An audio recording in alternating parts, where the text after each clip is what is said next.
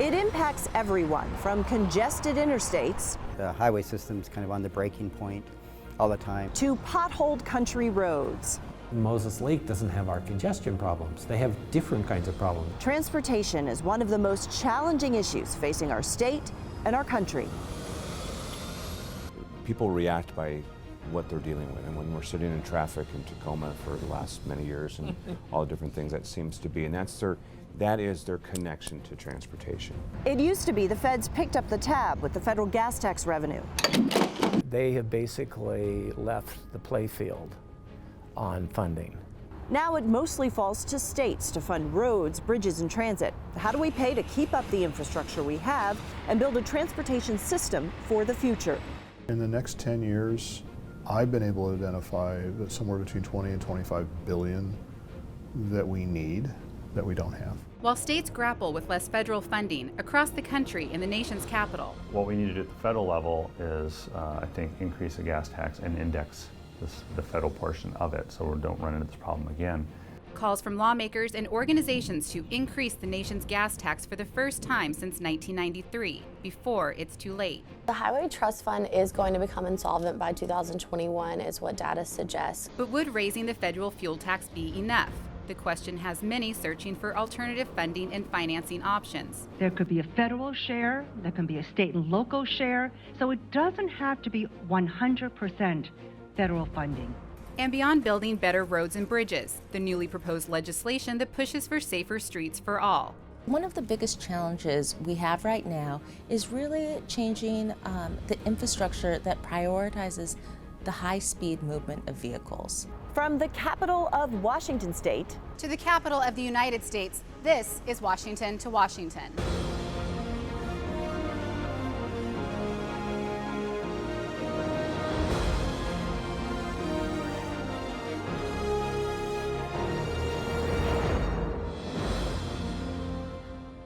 Hello and welcome to Washington to Washington. I'm Jennifer Huntley in Washington State in front of one of the 275 Department of Transportation road construction projects currently underway in this state. And I'm Tammy Theuringer in Washington, D.C., where a $287 billion transportation package is making its way through Congress. In both Washingtons and across the country, transportation impacts almost everyone daily. And that's why we're devoting the next 2 episodes of Washington to this issue. In this first episode, we'll explore funding and infrastructure. How much money goes to states from the federal government for transportation? And where are the shortfalls? We start out here in Washington State. It's been 4 years since the last big transportation package passed in 2015. The 16-year, $16 billion funding bill included a 12 cents per gallon increase in the gas tax. The money was dedicated to new projects, maintenance and preservation, as well as transit and alternative modes of transportation. We spoke with lawmakers on the front lines of transportation funding and policy in Washington. They told us, given the needs in our state and the lack of federal support, another funding package may be on the horizon, even as frustration mounts over what seems like perpetual construction on our roads. People have had it up to here with how long the construction is going on and what will be next and when is it going to end.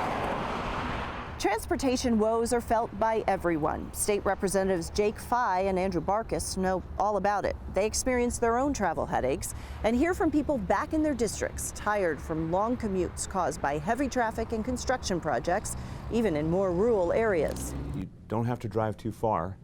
Just try to drive into Yelm on any given evening, and you'll see that backup starting as people are heading home. These lawmakers serve on the legislature's Joint Transportation Committee. Formed in 2005, it researches transportation issues to help with policy and decision making, decisions made more complicated by the state's population growth. In 2010, more than 6.7 million people lived in Washington. By 2015, Washington's population topped 7.1 million. In June of this year, the number jumped to more than 7.5 million, with the majority of those people moving from other states. And more people means more congestion, not just in urban areas, but throughout the state. The biggest impact is growth that we're seeing spreading into the rural areas. And an infrastructure that supported, 2-lane highways and 2-lane rural roads now being taxed with moving a lot more people. And so that, compounded with changes in our economy driving more people that aren't able to work where they live, and so they're having to commute. For most, that means considerable time spent in their cars. A lot of our folks go north for jobs, and so that takes up a lot of time. There's not light rail to Tacoma yet, so people still have limited choices, and so people, I think, are also struggling with the amount of time it takes them to get anywhere, and the fact that they can't count on what time frame it's going to be for them to arrive at their destination. The demand for more transportation choices means more money at a time when federal transportation funding to states is going down. Back in 2013, Washington's two-year transportation budget included $1.8 billion in federal funds. That number dropped to $1.2 billion in 2015. In 2017, a slight increase, with $1.3 billion coming from the federal government. But in 2019, a drop in federal funds, with Washington State projecting roughly $860 million from the feds over the next 2 years, a more than 50% decrease from 2013 levels. This means growing pressure on states to come up with new ways to fund more projects while maintaining existing roads and bridges battered after years of heavy use. People don't get excited about maintaining it, right? They expect, for some reason, they expect that that's just going to happen magically, and it doesn't happen magically. Along with maintenance, part of the state's transportation obligations include hundreds of millions of dollars to fix under-roadway pipes that block migrating fish and severely impact salmon recovery. The state is under a court order to fix these culverts by 2030. The legislature designated $100 million towards fixing the culverts this year, a third of what Governor Jay Inslee had requested. In a surprise move, the governor then moved an additional $175 million from other transportation projects into culvert repair. But even that is far less than what many believe is needed to comply with the court. And both Fye and Barkis acknowledge the state is in a transportation funding crisis. I think everyone agrees that we can't rely on the federal trust fund or the gas tax for road maintenance, especially as we move towards electric cars. What's the future then for funding? We're talking about this need to maintain our roads. So is this going to fall squarely on the state? I think any project of any significance is going to have tolling. And we hear a lot of what's called deferred maintenance. And in my industry, in the real estate industry, we don't like deferred maintenance. Deferred maintenance happens though, but it catches up to you. And at some point in time that will catch up to you, and you have to pay the price because both the impact of deferring it for a long period of time costs more to fix it, plus also the costs are higher. Fye and Barkis agree that a funding solution will likely come from a number of different sources. Tolling might pay for new projects. A road usage charge is being studied for others. However, there is concern over privacy issues and equity for Eastern Washington drivers who typically drive more miles. Seattle is looking at congestion pricing, a practice New York City will adopt this fall, charging a fee to come into the city during rush hour. As for their message to the other Washington, they have basically left the playfield on funding. With a strong federal partner, the state can be a strong partner within the counties and cities. So, and that has to work together in order to maintain, not only maintain a system, but also to grow the system as it moves forward. So a lot to consider here in Washington State as lawmakers are having to debate the future of funding as well as the future of transportation, such as expanded light rail and self-driving cars, which we will explore in our next episode of Washington to Washington. But on the funding front, clearly Washington lawmakers feel that the federal government should be shouldering more of the costs. Tammy, what are you hearing in D.C.? Jennifer, here in Washington, D.C., Congress is working on federal transportation legislation that would continue to help fund state projects. Mr. Chairman, America's transportation infrastructure, both urban and rural, needs significant repair, replacement, and expansion. In July, the Senate Environment and Public Works Committee voted unanimously to advance a transportation bill that would fund the repair and maintenance of roads and bridges across the country. The America's Transportation Infrastructure Act is a 5-year reauthorization of the Fixing America's Surface Transportation Act, or FAST Act, that is set to expire next fall. The ATIA authorizes $287 billion in funding from the Highway Trust Fund starting in 2021.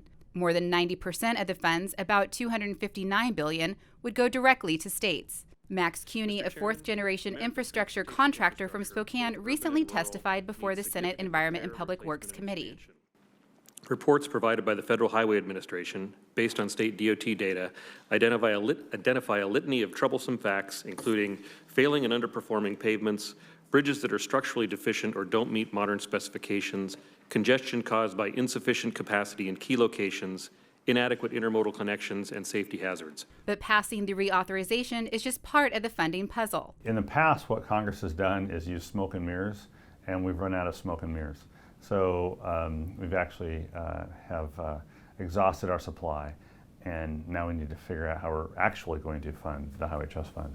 The federal fuel tax is the main revenue source for the Highway Trust Fund, where funds for the ATIA would come from, and the tax hasn't been increased since 1993. The drivers, the gas tax. And I think right now the only mechanism that we're really left with to fund the Highway Trust Fund is a gas tax increase. That's what I propose. The last time the fuel tax was raised, the price at the pump averaged $1.13 a gallon. And raising the tax from where it's been stuck for more than 25 years may not be enough. What we need to do at the federal level is, I think, increase the gas tax and index the federal portion of it so we don't run into this problem again. The buying power of the 1993 gas tax increase now has dropped 40%. So today's 2019 federal gas tax is actually 40%, has 40% less purchasing power than 1993 when they increased it. So even if you increase it by 15 cents, just pick 15 cents, you actually only get a 2 or 3 cent real increase because it's been eroded so much over the last several decades. Failure to increase the tax and inflation are among the reasons many say the Highway Trust Fund could soon run out of money. The Highway Trust Fund is going to become insolvent by 2021 is what data suggests. Congress will have to act, as the way that the law is written right now, it simply is going to run out of money. Several groups have called for an increase in the federal gas tax, including the U.S. Chamber of Commerce, which usually opposes almost all tax increases. It's very difficult to raise a tax around here. Nobody really likes that word. You see states raising the gas tax, and then when the federal government wants to try to come in and raise a gas tax, you know, a lot of counties, a lot of folks just don't understand the differentiation between the two, and it just seems like they're being taxed all the time. So what happens if a funding solution for the Highway Trust Fund isn't found? There will be less maintenance on our roads. There will be less preservation of the roads. There will be fewer jobs in the private sector. You will see construction companies lay people off because they won't have money to pay for folks, because there won't be money to pay for folks to do the work. And it will be a major contributor to job loss in the United States. It will decrease our competitiveness as our roads begin to crumble and it takes longer to get from point A to point B, whether you're a personal driver or a truck driver delivering goods. There's nothing good economically, that is for the economy, to the Highway Trust Fund running dry. Nothing good comes from that. In addition to the Environment and Public Works, 3 other U.S. Senate committees and 2 U.S. House committees also have jurisdiction over surface transportation issues. It's unclear when those committees will introduce their reauthorization legislation. That will likely lead to a conference committee where the differences in the 2 bills will be worked out. Jennifer? Thanks, Tammy. When we come back, we talk with Washington State's Secretary of Transportation, Roger Millar. We'll hear his thoughts on road projects like the one behind me and the challenges his department faces. Coming up.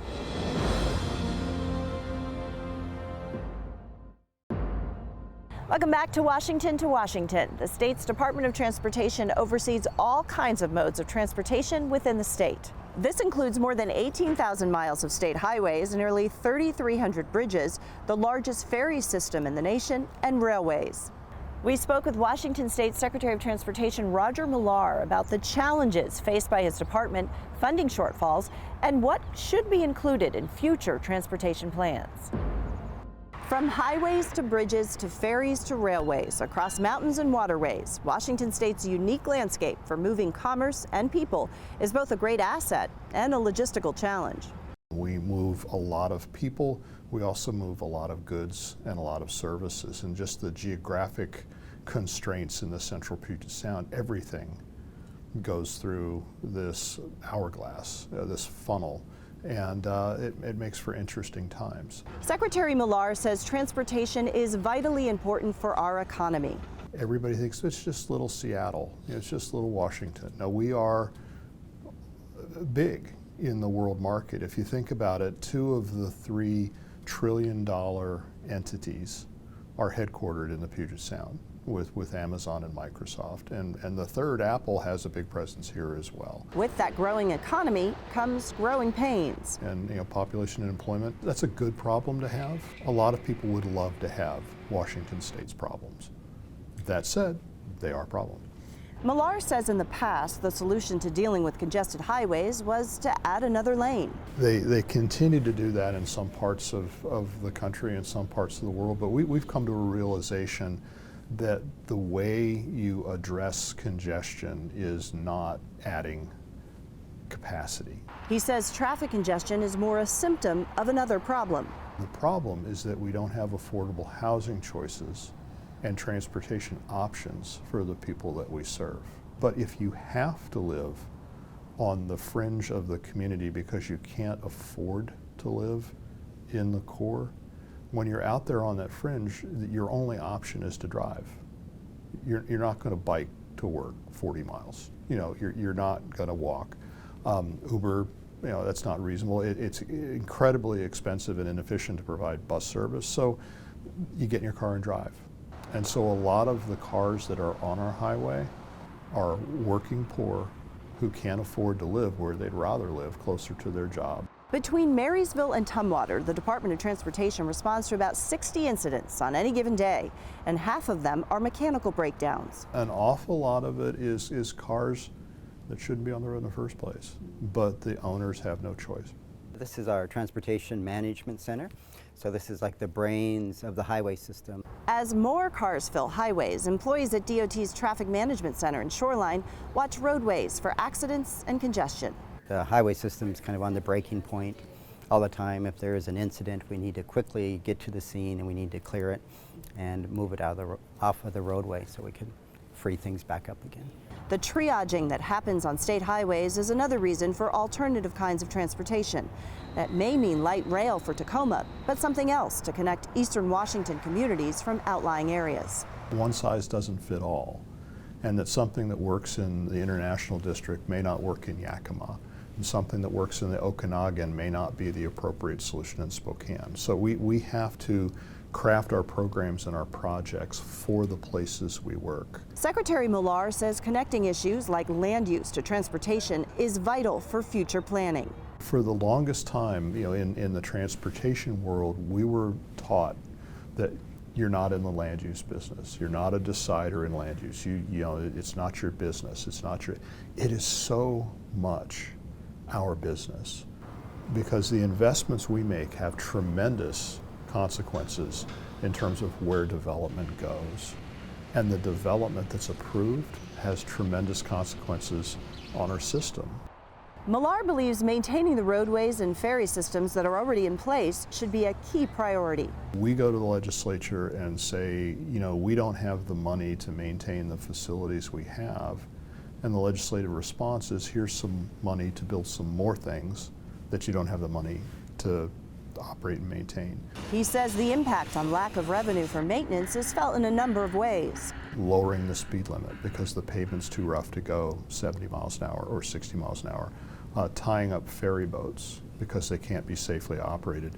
Turning off the lights at facilities because we don't want to have catastrophic failures.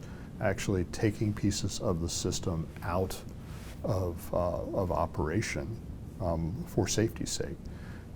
That's not a good place to be. That's just not a good place to be. What's the solution then for a new stream of funding? What can we do? The gas tax is the devil we know. People don't like the gas tax, but they're used to it, and it's it gradually raising the temperature. Every time there's a raise in the gas tax, there's a big kerfuffle, and then everybody gets used to it, and you do it again. The tools in the toolbox are tolling, congestion pricing, road user charges. Or you can also do sales tax, you can do property tax. Which one do you like? You know, it's going to be a real hard debate. It's a debate that Millar says needs to be given full attention by state lawmakers, since the federal government plays an increasingly smaller role in funding. When we built I-5, 90 cents of every dollar invested in I-5 came from the federal government. Today, 20 cents of every dollar we spend comes from the federal government. And the number's going down. Millar says with the lack of federal funding for states for maintenance and new projects, it's clear states are shouldering more of the costs. But there is another funding stream the federal government is supporting. Tammy, what can you tell us about this? Jennifer, with the uncertain future of infrastructure funding, the need for alternative funding sources continues to grow. The way it works is, you know, there's public money, there's private money, just inherently what it's called, the P3s, and they both come together to invest in a project that is good for the public in general. One alternative financing source is public-private partnerships, or P3s. In transportation, P3s are an agreement between a private company and a state or local government who own most transportation infrastructure. Counties own a very significant amount of the nation's infrastructure. They own 45% of public roads, almost 40% of the national bridge inventory. Despite not being directly involved in P3s, the federal government still plays a role in the process through its transportation programs, funding, and regulatory oversight. During an event in June, Transportation Secretary Elaine Chao advocated for public-private partnerships as an option for states. We're talking basically about, how to fund that large number, be it $1 trillion, $1.5 trillion, $2 trillion. And there is the left, the Democrats, who by and large want this funded fully by federal spending. But there are other ways to finance our public infrastructure. Right. And that is through allowing the private sector to come in, leverage private sector, local and state government resources so that it's a partnership. And then the leveraging effect can actually help the federal government, our country, to reach that larger number. Yeah. So if it's $2 trillion, let's go back to the president's original proposal, which is $1 trillion, and then it was $1.5 trillion. You can allow the private sector to come in and fill the gap.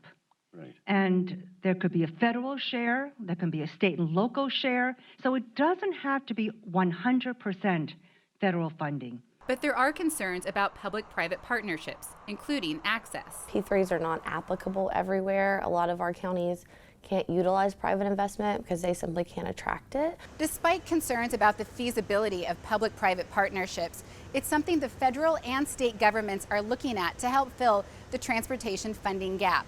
Jennifer? Thanks, Tammy. When we return from Washington State, data. It seems like we have a lot of it these days. 35 years ago, you were desperately looking for data, any data. Please, dear God, give me a data point.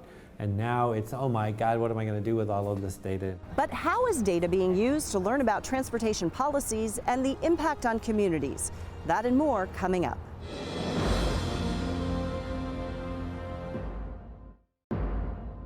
Welcome back. As lawmakers and transportation officials work toward figuring out how to fund transportation into the future, the director of the Washington State Transportation Center at the University of Washington is hoping data will play a role in those decisions. We sat down with Mark Hallenbeck recently, and he showed us how information on people's commute could help drive policy decisions.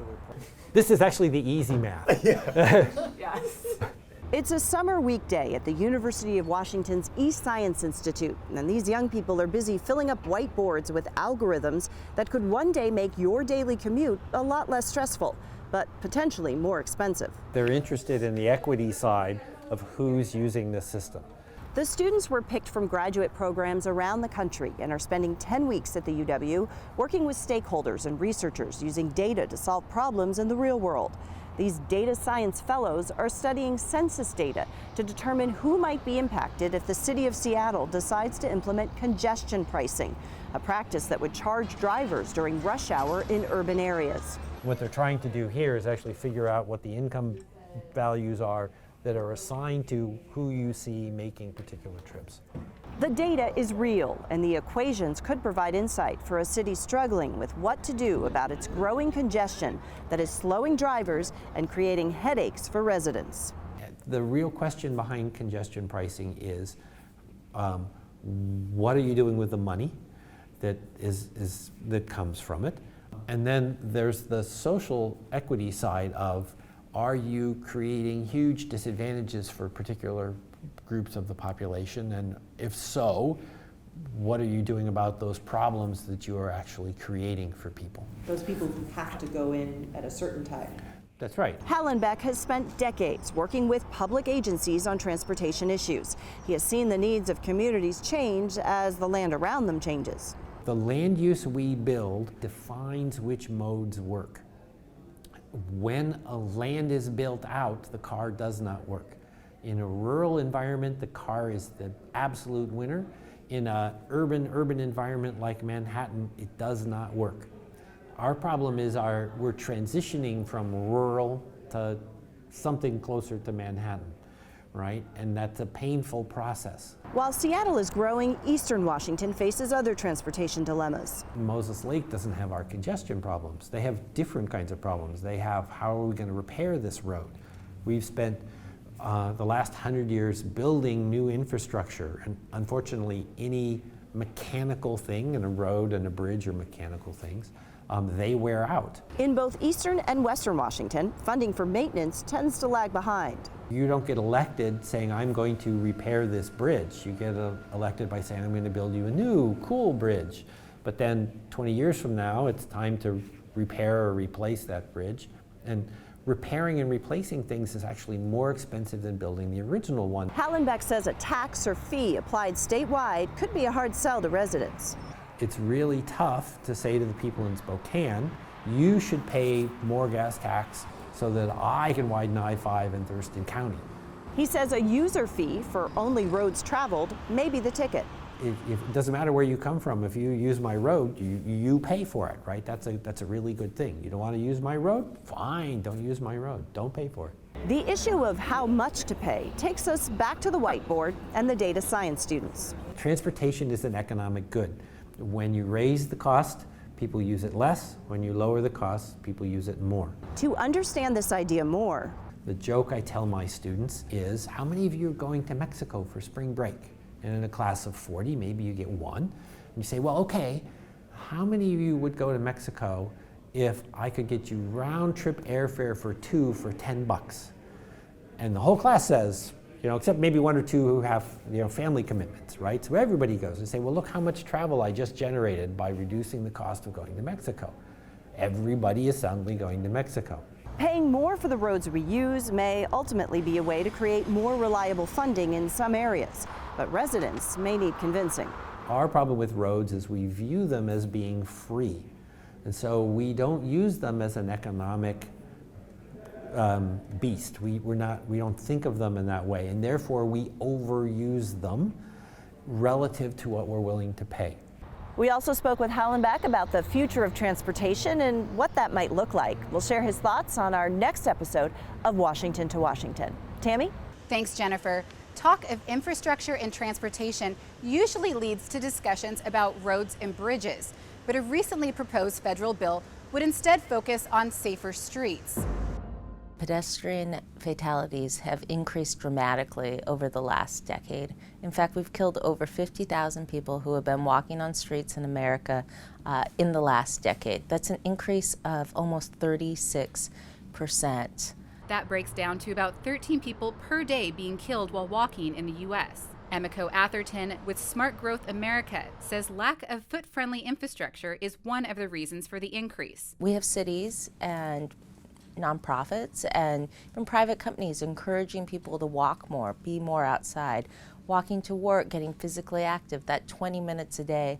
Unfortunately, our infrastructure isn't keeping up with that. So while we're encouraging people to walk more, we're not providing them the safe sidewalks, the crosswalks, the signal lights, the things that people need to be safe while they're walking on streets in the United States. Atherton also cites what's called the suburbanization of poverty as a reason for the increase. As prices in cities continue to go up, housing becomes very unaffordable for many people, and it forces them to move outside central cores that were built more for walking.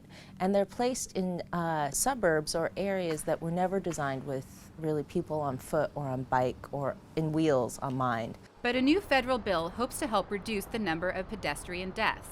Introduced in both the House and Senate, the Complete Streets Act would require states to redesign streets to give all users equal access. 5% of states' federal highway funds would be used to pay for Complete Streets programs. One of the biggest challenges we have right now in creating better bicycle and pedestrian safety is really changing the infrastructure that prioritizes the high-speed movement of vehicles. We tend to think of this as the status quo right now in the country, that really to get people to places faster in more convenient ways, it has to be done through the vehicle. And so when we do things for cyclists or people on foot or people in wheelchairs or now on scooters, maybe hoverboards are coming next, we continue to think of that as an enhancement or as an add-on instead of the integral part of the system. But Atherton says funding is only one part of the equation. It's not just thinking about, did I build a really nice sidewalk or bike lane on this one street, but does it connect up with the larger system? Is this actually providing true access? And we're seeing that in communities, again, throughout Washington State. I know we talk a lot about Seattle when we talk about Washington, but we're seeing that in all four corners of the state. And what's really exciting is last year the Kalispel tribe in Washington was the first tribal nation to adopt a Complete Streets policy. Atherton says Washington State is a model for those looking to integrate the Complete Streets program. More than 100 communities across the state have already adopted Complete Streets policies. There is some opposition to the bill from other states. The California Department of Finance recently wrote a letter opposing it, saying it would cost too much for states to implement. Jennifer? Tammy, officials here in Washington State acknowledge that this is a complicated issue with a large number of agencies and organizations that have a stake in how things turn out. There's lots of ways to slice it and dice it, but it's a city issue, it's a county issue, it's a port issue, it's a transit agency issue. The state DOT's involved. We've got metropolitan planning organizations, regional transportation planning organizations. The private sector is a huge player, and the federal government. Those organizations will be looking to the public to guide and support transportation plans now and into the future. The future is the focus of our next Washington to Washington episode. We'll look at technology and infrastructure. And Tammy, I'm looking forward to this episode. It was fun to get a window into how things may look. Here's a sneak peek of my conversation with Mark Hallenbeck on the future of cars. You think traffic is bad outside an elementary school now? Just imagine when your automated car can drive you to work and will come back, take the one kid to elementary school, come back, take the next kid to the junior high, come back, next to there, right? Thank you for joining us for Washington to Washington. We look forward to continuing our focus on the critical issues in this state. And talking with people in both places who are working towards solutions. We welcome your feedback on this episode as well as your ideas for future episodes of Washington to Washington. Connect with us on social media at WA2WA and share your thoughts. For now, from Washington, D.C., thank you for watching. And from Washington State, we hope you'll join us next time on Washington to Washington.